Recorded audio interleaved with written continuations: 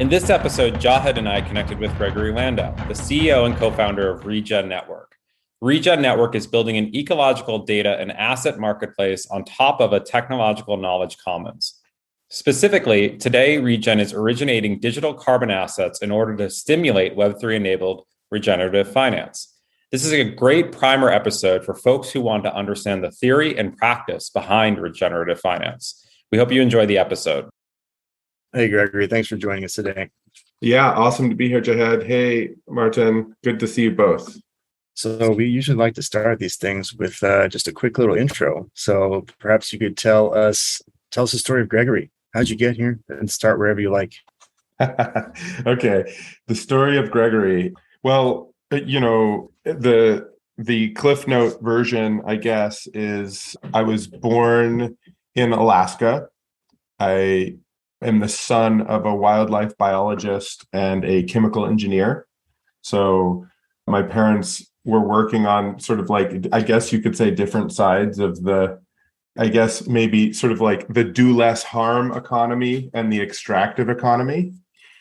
And out of that, in some way, that experience growing up and having great parents, but that were sort of like on different sides of things in a way, I think kind of helped me live in this tension in which from a very early age, I was always fascinated, maybe to the point of obsession, with how things could be different, and one of the formative questions that I had growing up, so I worked on all the different sides of the fishery in Alaska, the salmon fishery, which is broadly considered to be one of the healthiest, most well-managed natural resource stories in the world. Now, just because it's one of the best managed resources in the world doesn't mean it's well managed. It's all relative, compared to lots of disasters. Yeah. And the thing that fascinated me growing up was the way that the community decided in the end to manage a scarce resource was to make it very expensive to harvest by forcing people to go chase the salmon around the ocean in boats. So, the essential way of managing that, right, ended up being, hey, you need to buy a license, and there's a market for the license. And once you get the license, you need to have a boat, and you need to pay for diesel fuel, and you need to go sort of like gamble on the open ocean that you're going to encounter the fish during these discrete windows of time, when everyone knows that the fish are all coming to the same rivers every year, and that as a society, we could be enormously lazy. Right? We could be enormously lazy and all the fish would just come to us. But instead, we're going to sort of like play out this rugged individualist fantasy, going out and chasing the fish down and bringing them home. And it just fascinated me. I was like, what is it about our culture and this situation that instead of kind of like working through resource allocation questions and then just every year having a big fucking party on the beach when the fish came in and enjoying that and allocating the resources in some way that was decided and, adhered to. Instead, we were like, no, we're going to go chase these around and it's going to cost us lots of money and we're going to burn lots of diesel fuel. And, that was a living question for me. And I participated in that fishery. I was a commercial fisherman. I worked for the Watershed Forum. I worked for Fish and Game. My first job ever was on the slime line, working in a cannery, like the most menial of the jobs in the whole ecosystem. What is the slime line? The slime line is where the fish that have been caught are coming through a factory and they're getting their heads chopped off, their guts ripped out, and then they're either getting filleted or flash frozen or canned. And it's working in a factory, right? That's exactly what I thought it was, but I wanted to make sure. Because So I was this is our jargon. This is the non-Web3 jargon for this episode. Exactly. So that was my first job. When I was 14, I was working like 18-hour days in the slime line in Alaska. Wow. And anyway, and thinking about this stuff, like, why are we doing it this way?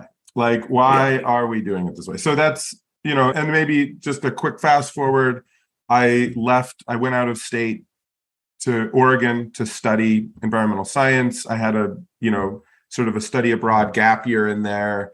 And I basically leapt straight into permaculture, regenerative agriculture, kind of eco-village and intentional community world right out of college as what seemed to me the most promising set of solutions where people were willing to experiment holistically across the full spectrum of social technologies, sort of appropriate technologies, land use, and be thinking, how are we going to recombine things in a very practical, grounded way to meet human needs while increasing ecological health, and sort of move forward from there. And, really the rest is, I guess, maybe a little bit more in the public record, because then I start being, my vocation then becomes quite a public affair, I guess.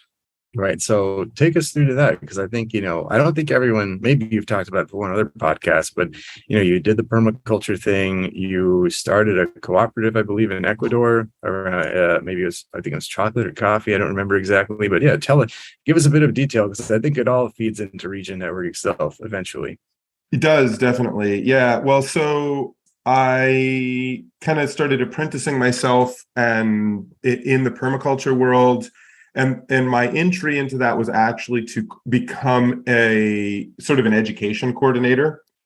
So, but the education was permaculture, appropriate technology, consensus, sort of like social consensus, sociocracy, these sorts of things in permaculture education centers. So I sort of apprenticed myself and was going back and forth between doing sort of the applied stuff and doing the education as a kind of course helper, and then increasing responsibilities over the course of a few years. And eventually I actually took over as the director of the Eco Village Training Center at the farm in Tennessee, which is one of the oldest running kind of permaculture and appropriate technology nodes in North America. It also happens to be on a venerable hippie commune with its own kind of crazy story about starting out fully communal, right? Where they were all living on less than $1 a day, and they had a fully communal, like when you showed up, you gave all your belongings to the group, right? Okay. Yeah. And it was a total mess, right? And they went through this whole learning experience. They crashed and burned. They had lots of crazy shit happen. And then they evolved to basically like a land trust, homeowners association, sort of like, liberal bubble in Middle Tennessee, kind of, where people owned their own business and effectively owned their own house and managed their own affairs, but then had a sort of, essentially sort of like a little homeowners association, sort of city council managing the land and, creating bylaws for blah, blah, blah, blah, blah. So they had gone through this whole journey. I was embedded in that community running essentially a small business, which was the Eco Village Training Center, which did several permaculture design courses a year, some Eco Village design education courses, solar photovoltaic stuff, appropriate technology, small business mushroom inoculation stuff, natural building stuff. And in the midst of all of that, I was like, and we were running that as a co-op. Right. So I was the, in quotes, director. But when I had taken the job, I was like, I'm not going to do this alone. I'm not actually don't just hire me as the director. You're going to hire a co-op of us and we'll have different roles. Right. But we had a contract with essentially a little like limited liability partnership in which everybody had equal votes. And there was 4 of us that went together and basically took over running the center together as a co-op. Nice. So that co-op, as a co-op, nested in this bigger intentional community, running this education center, we started thinking about a couple dimensions, but one of the things was we really didn't have anything besides education as an income stream, and there's big challenges with that. And so that's when chocolate emerges and cacao emerges. Got it. And there's like a whole crazy side story there, which is endlessly fascinating, about me kind of getting conned into taking over this hillbilly hippie chocolate business. He's a fascinating character, had worked with the Sandinistas for, like many years. Whoa. And yeah, just like really crazy. So I took over operating his small business, which was sourcing cacao from a women's co-op in Nicaragua.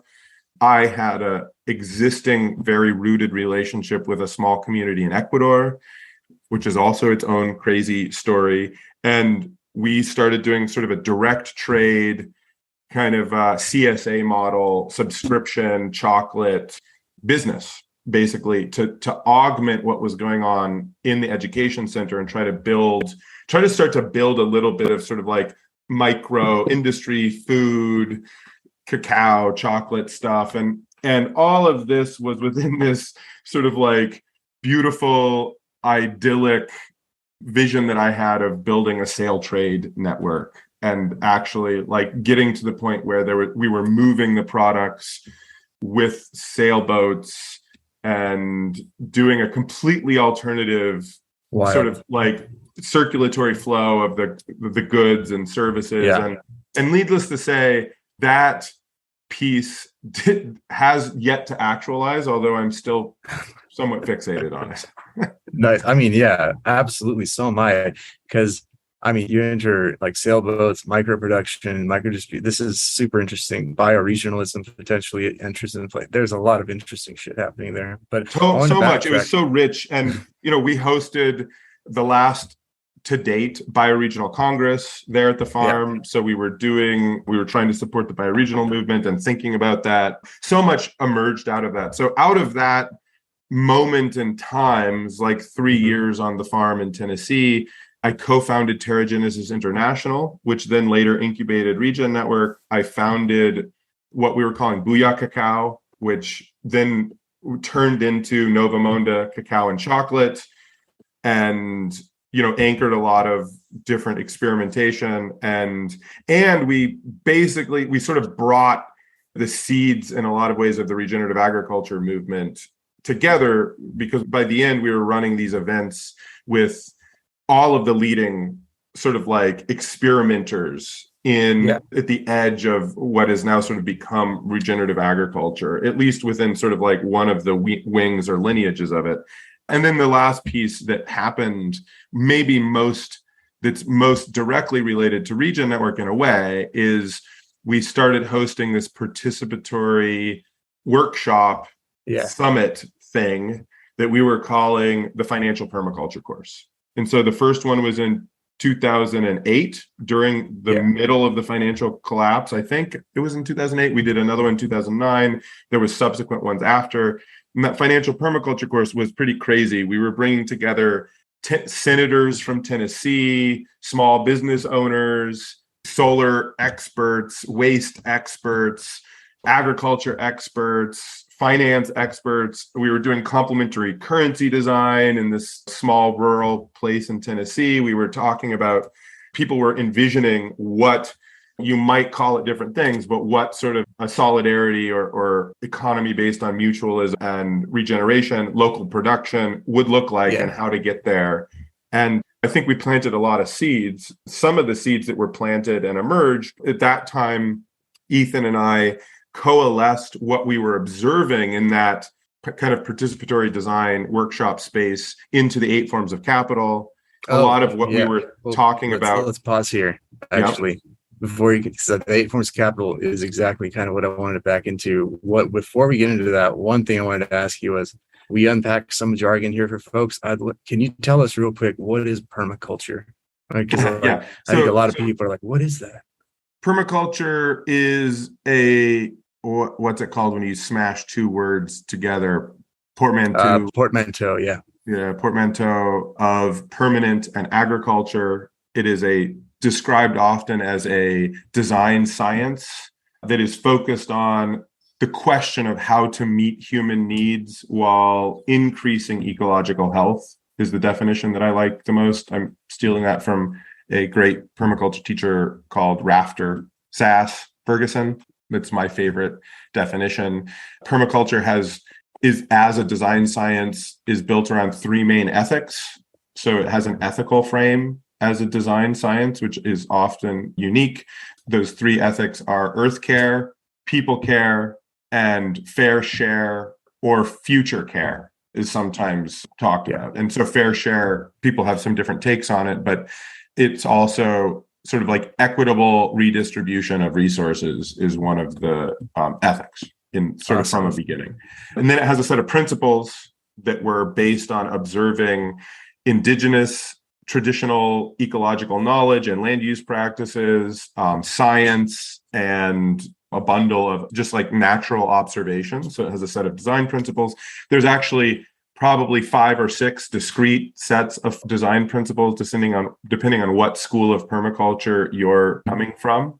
It was founded by 2 Australian gentlemen with very different approaches. So there was Bill Mollison, who was sort of the apocryphal, heretical, sort of iconoclast, sort of like macho storytelling, charismatic leader type. And then there's David Holmgren, and Bill Mollison has since passed away.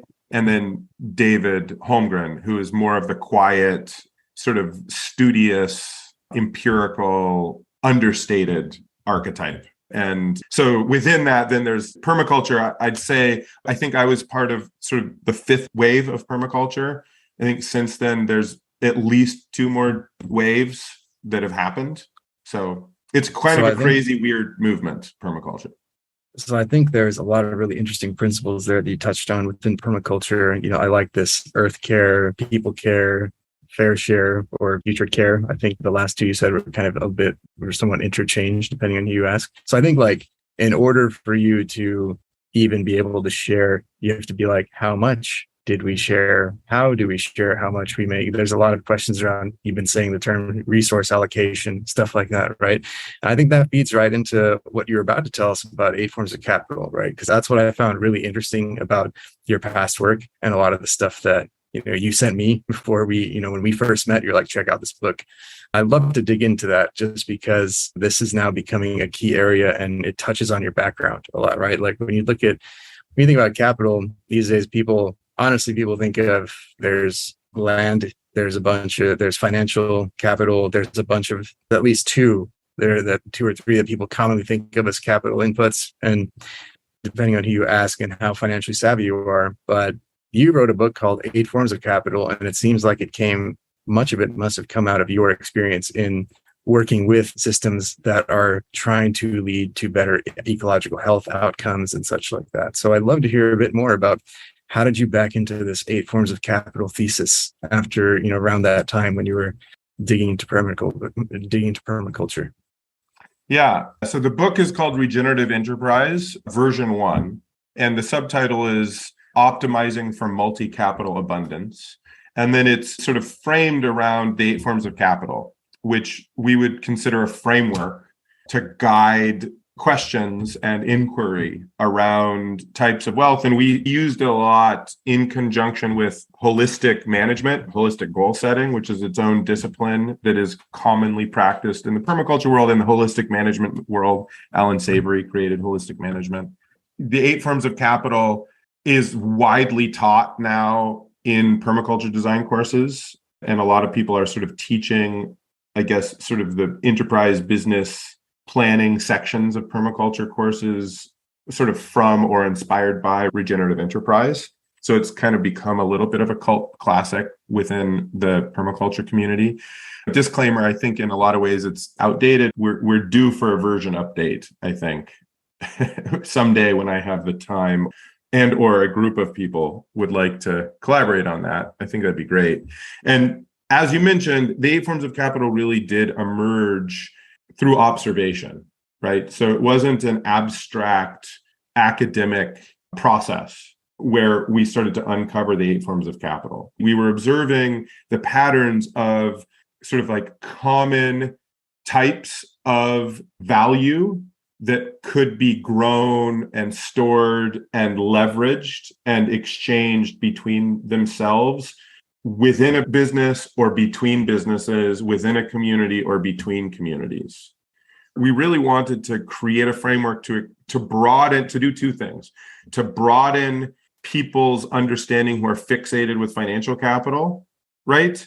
To use language that allowed them to see other forms of value and start into an inquiry around how to make those other forms of value visible, how to think about and design interactions with them consciously. Legible is another way of thinking. We're sort of like the legibility between different forms of capital. But we also created the framework so that people who were rejecting money and business and finance as sort of like in a polarized way as like the root of all evil, we wanted to invite them to consider that there are many forms of value, and financial value, financial capital is sort of like just one.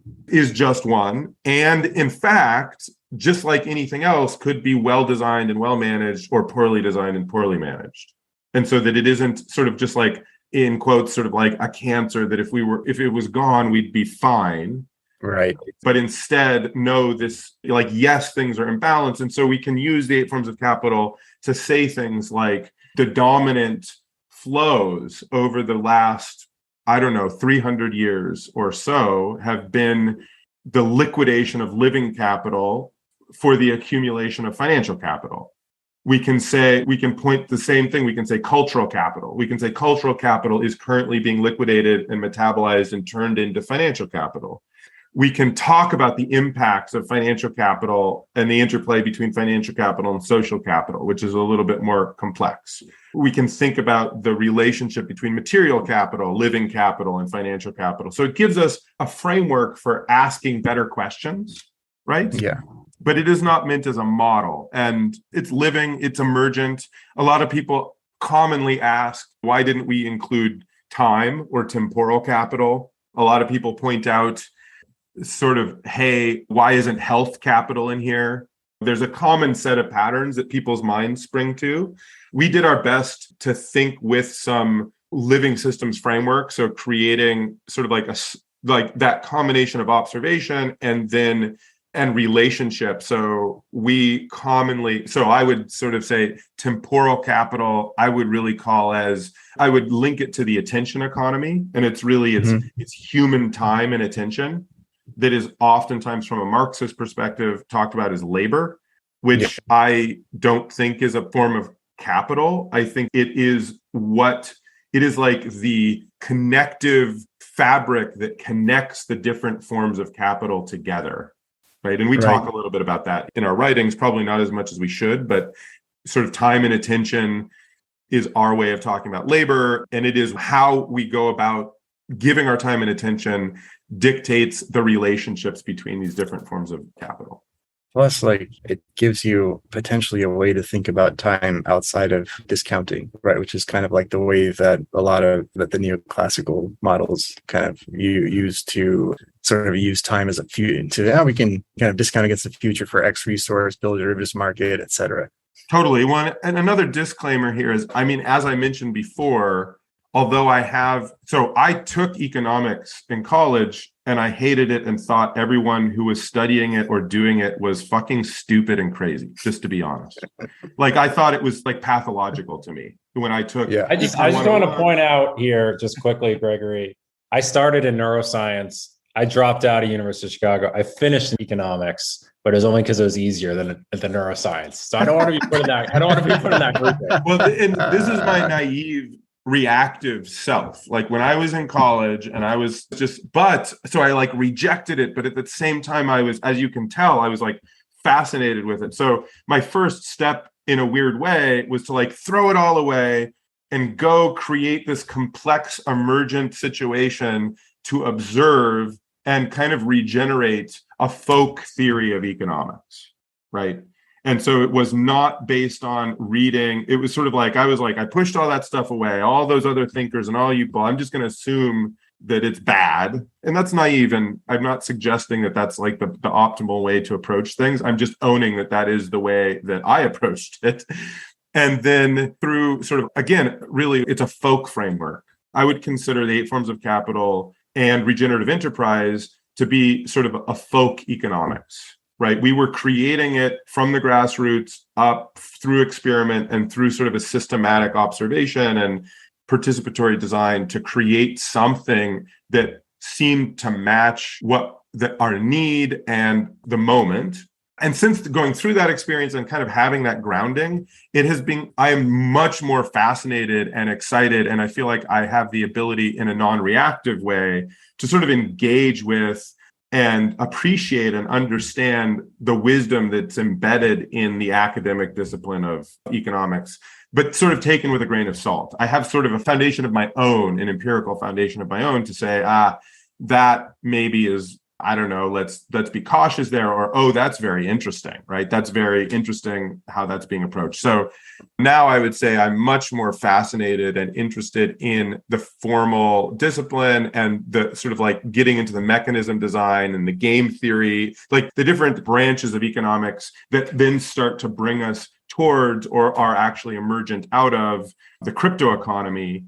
How are we as a community governing and programming sort of our social algorithms, our economic algorithms? How do we update them? What are they? How do we reveal the ones that exist? How do we update them? How do we explore completely new ones? I'm fascinated by, right? Yeah, I was going to ask you to backtrack a little bit, because you are, as you see, you can see it in everything you've done. It's kind of like you butted up against it and you're like, I don't like having value only dictated in this one way, and a number of times in your background. And it's weird because that's, like you said, very polarizing for some people, and they crash, or they be at that inflection point, they go one way or the other. And usually you see these communities emerge that are, I guess one way is like the hippie community, or you have sharing economy, gift economies that try to get bootstrapped and never work because they can't get enough throughput for exchange and all that. And so eventually you either look at it and you go, well, the system works for the one thing it's doing. Can it work for other things? And you can really see that in the way you think about it. And I wanted to ask you, back when you wrote the Regenerative Enterprise, had you read the Bitcoin white paper? Were you aware of crypto at that time? I was aware of crypto at that time. Yeah, I became aware of crypto weirdly, like in 2009, actually during the Bioregional Congress. So we were having conversations around the campfire as bioregionalists about the Bitcoin white paper. I was fascinated by it. I found it naive and incomplete, and I've never been bought into I was less bought in. I'm more bought into the Bitcoin thesis now than I was then, by a long shot.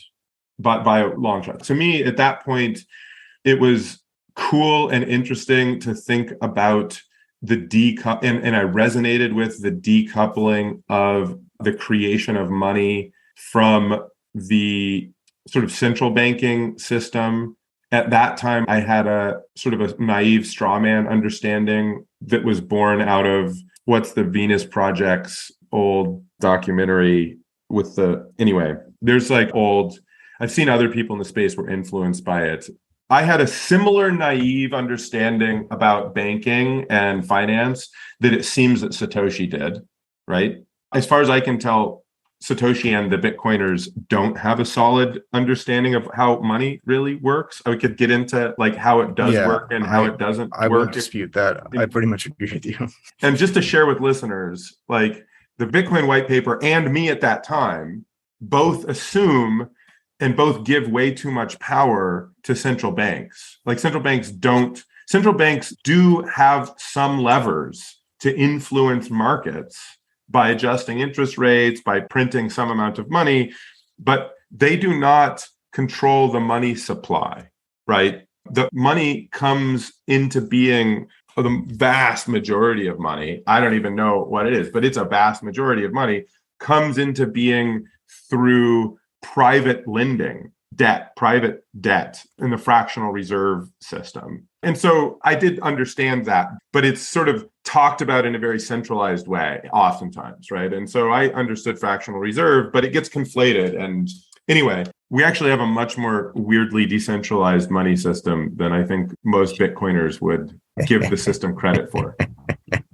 That's funny. Well, now I think we have a good accounting of all of your hats and your history, because I think they tie together super interestingly in the next direction we're going to go. So basically, you were almost you backed into almost being an economics, almost I'd say savant, because of the experiences you had where you're like, well, it seems like the folks here who I'm close with and educating with are discounting the effect of being able to potentially create your own form, create and account for and make legible your own forms of value, community owned and what have you. That could be a thing. And of course, you had all the principles from permanent agriculture, permaculture for short, that kind of tied into your background. You ran a co-op, you were interested in and had participated in other forms of governance. And so then you arrive at, maybe we're now a little bit nearing the present and what you're doing with Regen. And if I look out, one of the things in your past that's now reemerged and has become a meme, it's this regenerative finance meme, right? So I refer to it as a meme in Web3. I know it has an actual tradition of at least 20, 25 years outside of Web3.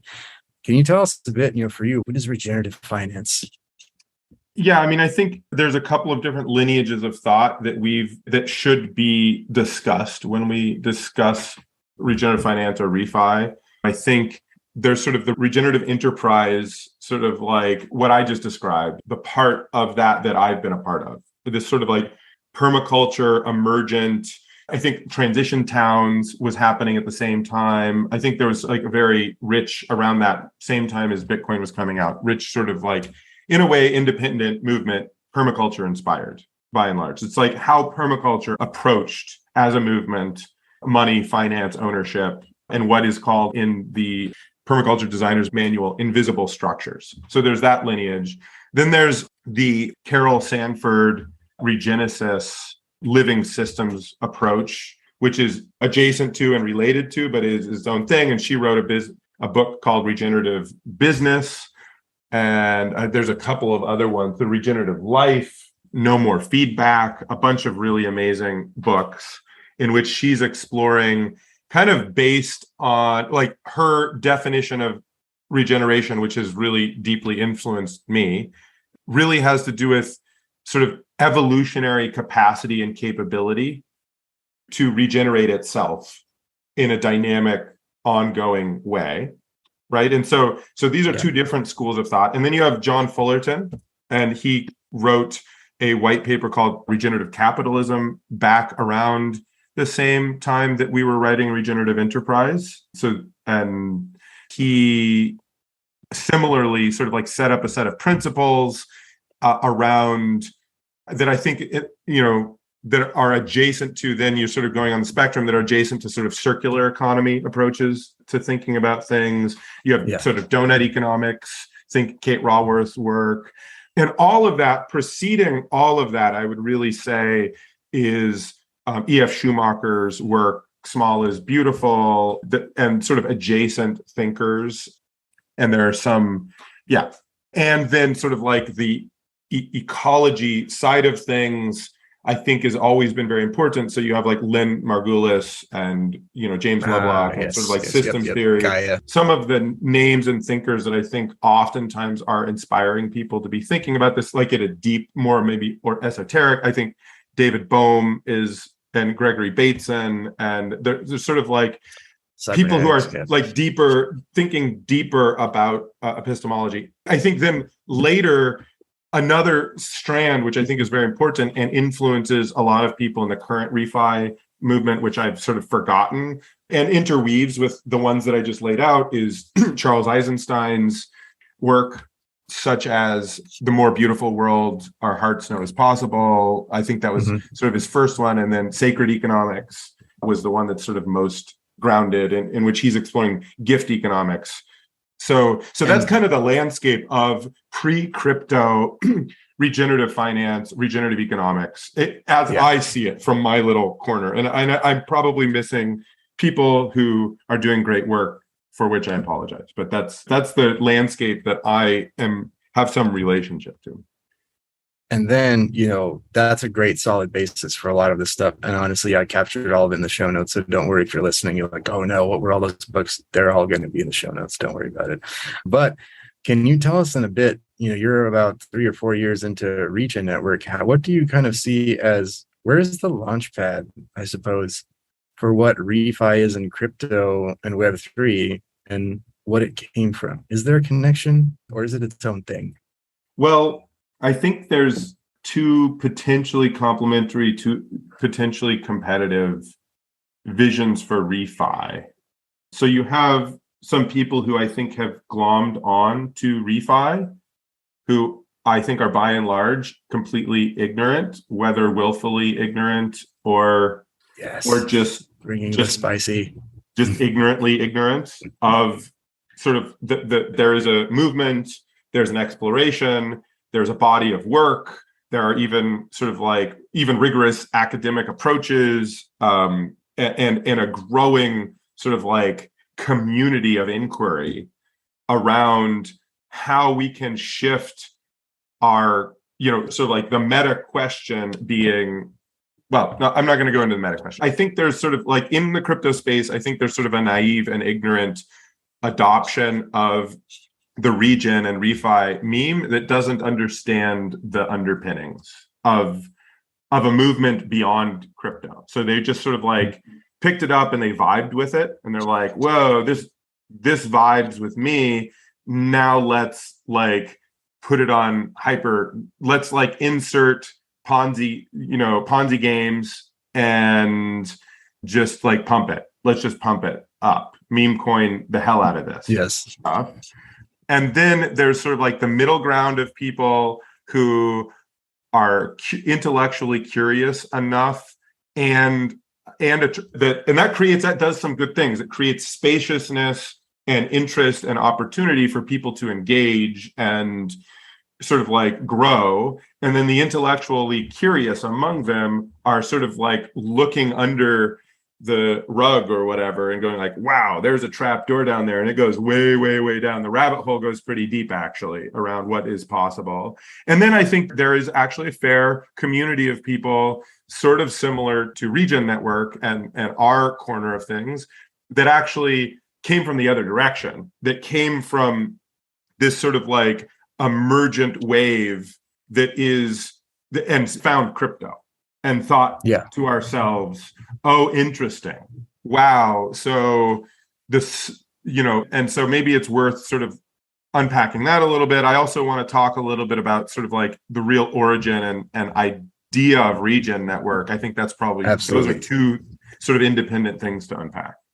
Oh, pick whichever one you'd like to start with, because I think that now that we have a solid basis for what refi is, even outside of crypto, we can begin to say like, how did Regen Network form? What was the formative story around it? Because it sounds like you and the folks you're working with who co-founded it and the team you're with now kind of are grounded in those principles. So take it out. I actually want to take a crack at defining refi before I do that, because I realized I sort of like gave a general sort of wandering commentary, but I didn't actually like root it in what the hell is this from my perspective. Yes. So if we say that regeneration is regrowing and increasing the evolutionary capacity and capability of a whole system, and that we use that as the definition, and that has a set of embedded principles and ideas and understanding, kind of complexity science-ish, living systems adjacent, then regenerative finance would be a financial system and financial instruments and tools that increase the evolutionary capacity and capability of, in this case, I would say, of humans and Earth, or Earth and humans. And I would really probably, nest humans within the biosphere. So, so then there's sort of understanding of humans as the potential evolution of humans towards being a keystone species instead of a parasite. We get into ecological dynamics and understanding. We get to sort of will, choice, cultural evolution, and all those things. But regenerative finance is a vehicle for us to use finance to grow the evolutionary capacity and capability, the systemic health, as it were, of life. Right, of ecosystems. And I think that's a little different from how most people would define refi, because I think most people would define refi as, in simplistic terms, sort of increasing, like fighting climate change with finance, or there's sort of like these linear explanations. What is regenerative finance? Oh, regenerative finance is when you do good with your money. What is good? Right. And what's good. And so just like setting things up, what is good? This is like Aldo Leopold's land ethic, right? Just bring it back to Aldo Leopold. What is good is that which tends to increase the health and evolutionary capability of our biosphere. That is what is good, right? And so regeneration, so that's the whole system we're thinking of. And then there's nested wholes within that. There's sort of human society, different industries, different bioregions, ecosystems. So regenerative finance is approaching finance, financial instruments, financial tools, and sort of financial systems from a lens of how are we increasing ecological health, biosphere health, and reinforcing the cultural norms, approaches, and value systems that lead to those ends. So then we get into this whole discussion of like back to the 8 forms of capital. What is valuable? How do we account for it? How do we create new accounting systems and instruments? Okay, so now we're back to Regen Network. So Regen Network is pretty radical in all of this, in that we're identifying that, okay, value is socially constructed. There's cultural, social, psychological processes by which we generate consensus about what money is and what is worth money. Okay, so what we're saying is there's sort of like, sure, there's a meme side to that. Sort of there's like propaganda and PR and memes and viral videos and all that stuff. 100%. We do a lot less of that at Regen Network than maybe we ought to. But sort of setting that aside, but what is the other component whereby we socially construct value and we evolve new cultural understandings and instrument those understandings into financial systems that represent holistic regenerative value, life value? Well, that science is a part of that, right? Where groups of people come together to create a new understanding of, ecological health, soil health, biodiversity, et cetera. That's a big part of it. A big part of it is sort of the primary process of unitization, quantification. How do we, in our symbolic representation, at least in the West, in quotes, we use units and quantities in order to create social agreements about value. That's how our culture approaches this. I'm not saying that's the only way or the best way. That's just the way we use it. So, Regen Network at its root is creating a community-owned means of producing and quantifying ecological value. And how does it do that? Because basically, I think you've mentioned a number of interesting things here. You talked about legibility, you talked about other forms of value and basically capturing them as capital and making them interchangeable, right? So how do some of these principles from your background filter down into Regen Network and its ability to give communities their own way of sort of legibilizing and legitimating value that they define themselves? Great question. Well, I think first, sort of starting from first principles, the aim at Regen Network is to build open tools that allow communities to sort of assess and create their own units that represent ecological value. So there isn't a presumption of sort of like a single unified, fungible, sort of like regenerative unit.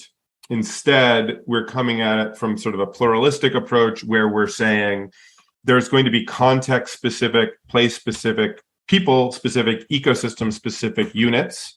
And our biggest job is to create the toolkit for people to monitor, measure, and quantify ecological units, ecological health in a way that they find is the right match of culturally and ecologically appropriate and sort of like meeting the market. And there's a sort of like there's a next stage around fungibility. How do those interact with one another. We can get into that, but that's sort of a first principle of how we're approaching it, which I think is pretty different from how a lot of people are approaching this. And, at the same time, and this is sort of me talking from the present moment, not me talking from sort of the ideal or like the vision, right? But in the present moment, we also need to be relevant in serving the needs of an awakening economy that is hungry for existing attempts and existing units, even as flawed as like a carbon credit might be. And we could get into like what carbon credits are good for, what they're not good for, where they are in the evolution or arc of what we're trying to build a foundation for. We need to make it possible because there's an existing community that has social consensus that that's valuable for a variety of reasons. So we need to have tools that allow that there to be evolution of capability and capacity with existing social agreements and economic agreements like carbon credits. So I think from the outside observer, people are like, oh, Regen Network is another carbon market or another carbon, sort of like another carbon registry or another carbon project developer or something like that. And it's sort of like, well, yes, we allow people to move up that full stack of value, of consensus about what's valuable and bringing that to the market in the vertical of carbon markets, right? And I think we're doing pretty well at that. And that's kind of, in quotes, our go-to-market strategy, right? But underpinning that is a bigger theory of change. And that bigger theory of change is we need open source, community-owned and governed tools to be able to create symbolic representations of ecological health for people to embed into their financial, economic, and cultural relationships with one another. Got it. And I think like this now also crosses into institutional relationships a bit, because basically one of the main themes of what we talk about on the pod, right, is this is really also Martin's background and how we kind of hooked up, is that we were both really interested in what new possibilities are enabled by alternative ownership structures, and especially ones that extend ownership more broadly and governance rights more broadly to more stakeholders. And so I think, looking at how you think of communities and what you're building on Regen, it's really extends things in two ways, which I'm interested to dig into. One is the governance side. You're going to have more stakeholders and you're going to have ways to incorporate them in ways that aren't currently sort of addressed. A lot of these things are currently addressed by public and private ownership, right? So there's the notion of public land or public resources. They're managed by existing institutions that are related to governments. There's, this is just the situation as it is. A bureaucracy of some kind manages a resource on behalf of a state-owned entity or a state entity. And then there are private entities that are given rights to those resources and through various other processes. And that's it. The shareholders who govern those resources will have to say over how they're used as inputs for other parts of the economy or into other private companies. That's it. So really what you're building here, what I'd like to come back to and dig into a bit more, so you kind of enunciated it, is you will give, maybe we dig into a specific example around a community that is using Regen to do this, but I'd love to hear more like if we can make community less of an abstraction and go like, hey, here's a community that's using it and how they're doing it, right? Does that make sense? Right, what do you think of that? Yeah, sure. So folks can go and, so the two places to maybe like dig in to sort of documentation or make what I'm about to be talking about a little bit more concrete and look at different examples. We could be looking at the Built on Regen page, in which there's sort of tabs that show people who are working together to create new eco credits, which is what these units of account are defined as in the Regen Network sort of lexicon, right? So these are eco credits. And then there's the community staking DAO process, which is managed by the foundation. Those are sort of complementary, sometimes deeply connected, sometimes independent processes. So the community staking, and I'll sort of go patterns to details, so we'll get to some of the concrete examples. So the community staking endowment process is, part of our thesis has been, number one, we're building a public application and domain specific blockchain as the new institutional framework to bring stakeholders together to own to own the state machine, the blockchain, that is serving for sort of sense making, monitoring, reporting, and verification, and unitization of these assets. So there's a whole origination cycle that are the concrete features that currently exist to allow that to take place, right? And then there's a lot more that the community is thinking about how to build this. People could look at docs.regen.network for sort of the technical specifications there. The community staking endowment is 30% of the network stake, which has been set aside to endow, ENDAO, to endow specific non-transactional, non-market, like participants who would not be able to participate in an open market to procure governance tokens. Got it. And so along with the foundation, which is a 501c3 registered in the United States, in which there is a consortium, a membership consortium, which governs the board. So there's sort of a transparent, community-governed institution, which also governs 5% of the stake.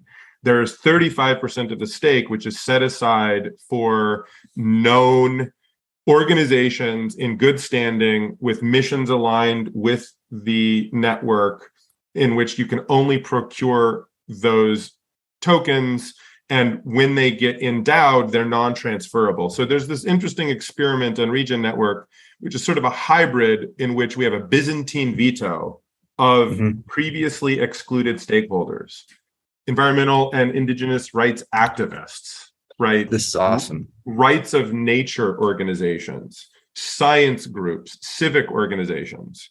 And so they have a Byzantine, they are being granted through this process, and there's a lot of work to do on digital literacy and blockchain governance and all of these other pieces, but there's an institution which has a public responsibility encoded in its bylaws and is being managed by an open consortium to do that has to endow to those communities and figure out the problems with doing so, right? And do education, do processes around that. And they're in their second cohort right now of endowments. There's some really amazing groups going through the processes. There's bioregional initiatives like the Earth Regenerators, Barichara down in Colombia. There are indigenous groups in the Amazon of Ecuador. There are women's co-ops in Kenya and India who are going through these processes. There are, amazing sort of like leaders in the crypto space, like Commons Stack and the token engineering commons that are sort of part and participating. So it's a plurality. It's a very interesting process, but they literally are participating not as like a steering committee of a bureaucratic entity or something like that. They get to participate in the fundamental governance of the state machine itself, which includes the sort of like nested system of accountability, governance of token standards, governance of economic, algorithms, the minting of regen standards, and all the things that the executable on-chain logic that Regen Ledger allows. They get to govern all of that. And just like from the fundamental base layer, they're participating as stakeholders. I think there are two really interesting things you got into there, which really cross into ownership, because there's basically in some ways, it's a new almost paradigm of ownership, or at least a new form of enabling this type of ownership, because essentially you're to build a sort of public goods ownership model here, because you're basically saying, hey, here's a number of things that either because the granting authorities do not recognize these forms of ownership or need to have, one entity own a particular thing. You've actually found a way to get a number of folks to basically say, how do we co-own an entity and account for what it actually produces? And the second really interesting thing, which is really gaining steam in this space, is you didn't use these words, but I'm going to kind of put it this way, just because, now we get to get at least a little bit spicy about it, is, this tokenizing natural assets. This is not something that only, folks like yourself are on. Like, a lot of venture capitalists are taking note of this. They're looking at the space and saying, hey, tokenizing natural assets are going to be massive, massive, massive markets, right? And when you think about the current ownership structures, this is not something that even if you think of if you run a factory of some kind, maybe it has a petrochemical input, it's producing plastic bottles, whatever. Let's run with something simple, right? Your inputs there. If you consider things like ecosystem services, you're going to need water, you're going to need, fuel for transporting this. There's going to be a lot of other ecosystem, services that are inputs that basically you do not have to ever make legible. And so Regen Network is really doing two things that are super interesting. One is it's extending ownership and governance rights to a lot of folks who don't traditionally have it or can't find ways to make the ownership primitives work for them in their own structures. And the second, you're really saying at that point, you can tokenize whatever form of value is important to you, and then you can account for it within the state machine that is Regen Network. Does that sound right? That sounds exactly right.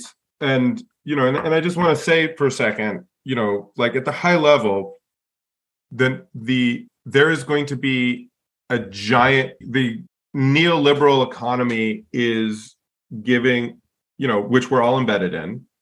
And I don't say that like pejoratively. I use it to sort of like anchor a set of philosophies and institutional approaches of the still dominant but somewhat wobbly kind of economic framework we're all living in right now, is giving birth to a new economic approach, which includes some form of, sort of like natural capitalism, a la Paul Hawken, who I didn't mention in my whole regenerative economics stuff, or regenerative capitalism, a la John Fullerton, and natural capital assets, like NASDAQ has a natural capital corporation project, and the World Economic Forum says, oh, this is going to be a $2 trillion per year industry, and the World Bank has all sorts of working groups. So that's just to say that the existing institutions, are embracing the understanding of a new asset class, which is reflected by ecological health. Okay, that's cool. So is the crypto world. That's cool.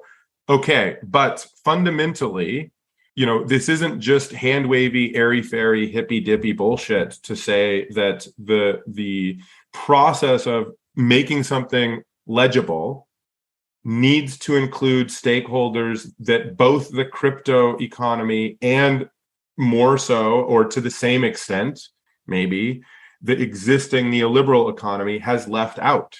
We cannot account for the public goods of ecological health without including the public. And the public isn't an abstract entity, it's specific place-based communities who are the land stewards. It's specific communities who support sense-making, the science around that. And, so we need to embed the market infrastructure into the ownership of those stakeholders. Otherwise, there's not accountability, and there won't be legitimacy, and there won't be buy-in. So what will happen is we will have a giant subprime carbon collapse. We'll have a giant subprime natural capital collapse if financialization happens within the sort of abstracted world of just the finance industry, right? So if the money, then because it isn't an exercise in money, like all the incentives are for the money to make more money for itself without actually deeply considering the other forms of capital. The other forms of capital, the other 7 forms of capital besides financial capital, need nurturing by and large. They need grounded relationships. The wealth emerges out of a holistic context. It doesn't it doesn't accumulate to itself in the same way. They have different characteristics. And that's, obvious. That's obvious and true. So if you're taking a step back and asking, how are we going to create the foundations for a new regenerative economy, but you're not baking in a radical inclusion in the ownership of the means of production of the new units of account, you're fucked. We're fucked. The whole thing is going to collapse, and it's going to be really ugly, because when everything gets financialized, it will be the worst nightmare of many different groups of people that see the problems with that. And it will, who's going to get rugged when the bubble pops is going to be the most vulnerable people who are actually in this sort of like, snake eating its own tail Ouroboros world that we live in. the most vulnerable people are the most important. They're the keystones of ecological regeneration. They're the people who hold the stewardship of the most vulnerable ecosystems. They're the people who biodiversity, yep, etc. Exactly. So I could just get on a whole rant train around that, but it's just from a purely utilitarian, and I guess right now I'm just talking to, if there are any listeners out there who are self-identifying VCs and capital allocators,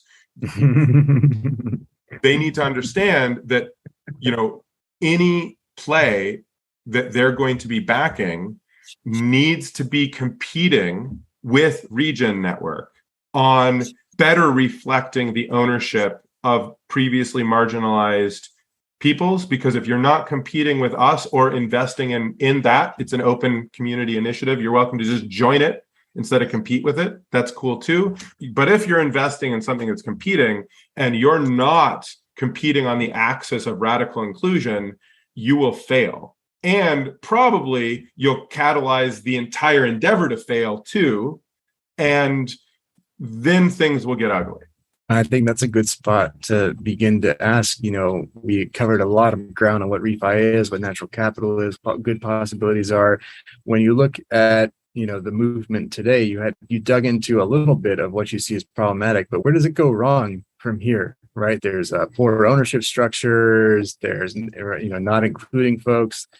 But where do you think refi goes wrong? How does it crash? What do we have to avoid?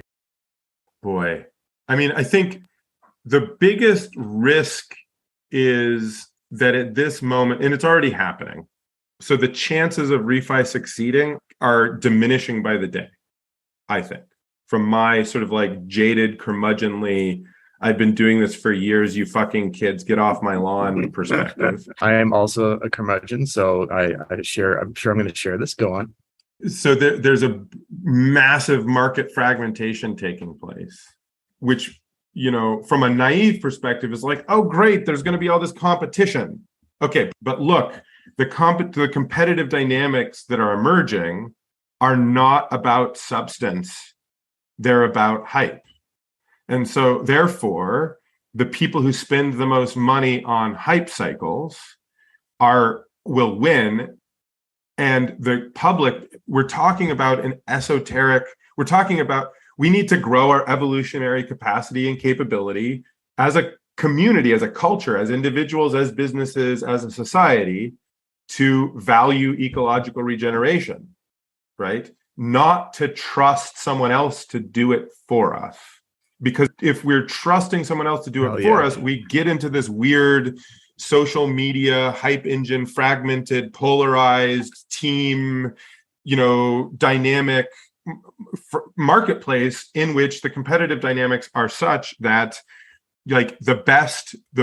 in which we're not competing over who is regenerating the fastest and who has the deepest soil or who has the best science or who has the most community inclusion in the process. We're just competing over who can own the latest hype cycle. Yeah. And that's dangerous. And people just need to own that that's on us as industry leaders. That's on us as entrepreneurs. That's on us as investors in the space, that we have a choice. We have a choice, and we can sort of do it a way in which it's the classic prisoner's dilemma, sort of like game theoretical, and it's not the prisoner's dilemma. There's probably another game that's more precise, but it's prisoner's dilemma-ish. You might have the right game that I'm not remembering, but we're in a game right now where if we cooperate, right, as around something like Regen Network, right, and people think, oh, Regen Network is just another competing thing. Regen Network isn't just another competing thing. We're trying to create a neutral, sovereign, stakeholder-owned system that's open source and isn't being built on another rent-seeking layer one platform or attached to an existing institution, right? We're trying to build something that people can opt into and co-own, so that in the Web3 space, you could imagine all the ecosystems that want to engage with the use of high quality ecological assets can co-own and co-operate Regen as a neutral place alongside the land stewards and the scientists and the rights of nature, reserves and orgs and activists. We can co-own it together and it can feed the refi economy, right? And so that actually gets us out of the prisoner's dilemma. If we choose to cooperate, we can have an omni-win scenario in which we're building the norms for legitimacy and we're building the competitive dynamics across the space by opting into a decentralized, community-owned, pre-competitive, neutral, application-specific state machine that can feed all of the other ones that have their different theses. They want to compete on different things. They want to secure their stable coin. They want to collateralize this. They want to offset their NFTs. They want to do all the cool things. But it all relies on us having that solid new institutional infrastructure that doesn't currently exist except for Regen Network.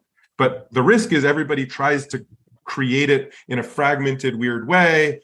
And again, the outcome of that I painted, right? The outcome of that is it's the wrong, then we're competing on the wrong things, right? Yeah. So if a competitor to Regen was to actually emerge, that would be fantastic for the space, right? If there was another neutral origination system that was like, we're going to do better at stakeholder engagement. We're going to do better at data management. We're going to do better at, okay, cool. That I would not be anxious about that. I would be stoked. But instead, we have, different layer ones trying to compete to pull it onto their state machine because that's their direct incentives. Their direct incentives is to hype their specific token and to make their numbers go up and do all these different things. So they're competing with each other to try to own it instead of, that's what the incentives are. That's the game that is moving, right? And the further we get into that game, the harder it gets for people to opt in to the game theoretical sort of like omni-win scenario, right? So, yeah. No, I think that was a good spot because I think you painted a good vision of and a real vision of where we are and where we can go wrong.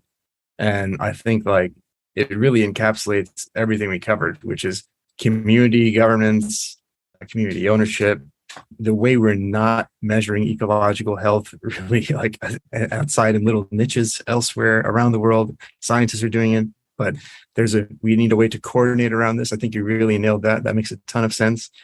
And I think this is actually a good spot to bring it on home. So can you tell us a bit, if you listen to this and you're like, how do I compete with Regen Network? Where can I join their community, find out how they work, get and see what I can do better, or even become part of the community? Where can they find you and where can they find Regen? Yeah, so you can go to regen.network and, on the bottom of the page, there's if you're technical, there's the GitHub. Everything's open source, always. We're quite strict about that. There's Discord, which is currently the public forum for asking questions and engaging as community members. Twitter, all the things. You can go connect with all the things. You can find me on Twitter at Gregory_Landua. And there's also, of course, there's a governance forum, in which a lot of these conversations, the details of these conversations are unfolding, which is cool.